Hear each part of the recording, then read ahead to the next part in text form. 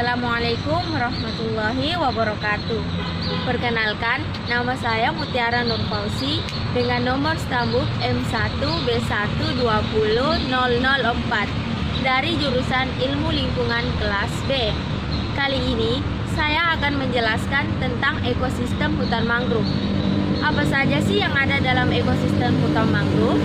Mari kita jelaskan. Setiap ekosistem pasti memiliki ciri-ciri dan karakteristik tersendiri. Begitu halnya dengan ekosistem hutan mangrove. Ekosistem mangrove hanya didapati di daerah tropik dan subtropik. Ekosistem mangrove dapat berkembang dengan baik pada lingkungan dengan ciri-ciri ekologi sebagai berikut. Yang pertama, jenis tanahnya berlumpur, berlempung, atau berpasir dengan bahan-bahan yang berasal dari lumpur, pasir, atau pecahan karang. Yang kedua, lahannya tergenang air laut secara berkala, baik setiap hari maupun hanya tergenang pada saat pasang purnama. Frekuensi genangan ini akan menentukan komposisi vegetasi ekosistem mangrove itu sendiri. Yang ketiga, menerima pasokan air tawar yang cukup dari darat, yang berfungsi untuk menurunkan salinitas, menambah pasokan unsur hara dan lumpur. Yang keempat, suhu udara dengan fluktuasi musiman tidak lebih dari 5 derajat Celcius. Dan yang kelima, arus laut tidak terlalu deras. Bentuk adaptasi hutan mangrove. Semua makhluk hidup harus melakukan adaptasi demi bisa bertahan hidup di lingkungannya. Demikian halnya dengan pepohonan yang berada di hutan mangrove. Adaptasi tersebut dilakukan baik secara fisik maupun secara non-fisik atau secara fisiologis. Beberapa bentuk adaptasi yang dilakukan oleh tumbuh-tumbuhan yang ada di hutan mangrove diantaranya adalah mengembangkan akar tunjang. Pengembangan akar tunjang ini dilakukan oleh mangrove Rhizophora spesies. Pengembangan akar tunjang ini dilakukan untuk bisa bertahan hidup dari ganasnya gelombang air laut yang menerpa. Menumbuhkan akar napas. Penumbuhan akar napas ini dilakukan oleh mangrove jenis Avicennia spesies dan Soneratia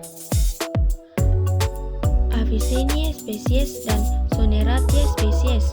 Akar napas tersebut muncul dari pekatnya lumpur dan bertujuan untuk mengambil oksigen dari udara. Kemudian penggunaan akar lutut. Penggunaan akar lutut dilakukan oleh jenis pohon Candeka atau Bruguiera spesies. Akar papan. Adaptasi dengan menggunakan akar papan dilakukan oleh tumbuhan niri atau Pseudocarpus spesies. Akar papan yang dimiliki oleh tumbuhan ini berbentuk panjang dan berkelok-kelok. Keduanya ini untuk menunjang tegaknya pohon di atas lumpur dan untuk mendapatkan udara untuk bernapas. Dan yang terakhir, mengeluarkan kelebihan garam. Mengeluarkan kelebihan garam adalah bentuk adaptasi fisiologis. Adaptasi ini dilakukan oleh Avicennia spesies untuk mengatasi salinitas yang tinggi. Selanjutnya, kita beralih ke persebaran hutan mangrove. Hutan mangrove banyak tersebar luas di daerah yang memiliki iklim yang cukup panas di dunia. Hutan mangrove ini banyak ditemui di daerah sekitar garis khatulistiwa atau ekuator, yaitu daerah yang memiliki iklim tropis dan sedikit di daerah yang memiliki iklim subtropika. Di Indonesia sendiri, hutan mangrove yang paling luas terdapat di sekitar dangkalan Sunda yang relatif tenang.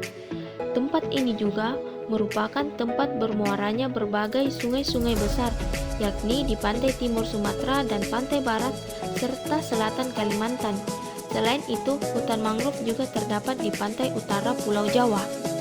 Ada banyak upaya yang dapat dilakukan untuk melestarikan hutan mangrove, diantaranya dengan penanaman kembali hutan mangrove, mengatur kembali tata ruang wilayah pesisir, meningkatkan kesadaran masyarakat, meningkatkan pengetahuan masyarakat dan penerapan kearifan lokal mengenai konservasi, memprogram komunikasi konservasi hutan mangrove, serta memperbaiki ekosistem wilayah pesisir secara terpadu dan berbasis masyarakat. Itulah tadi penjelasan mengenai ekosistem hutan mangrove. Semoga apa yang saya jelaskan dapat bermanfaat dan menambah wawasan bagi kita semua. Akhir kata saya ucapkan wabillahi taufiq wal hidayah. Wassalamualaikum warahmatullahi wabarakatuh.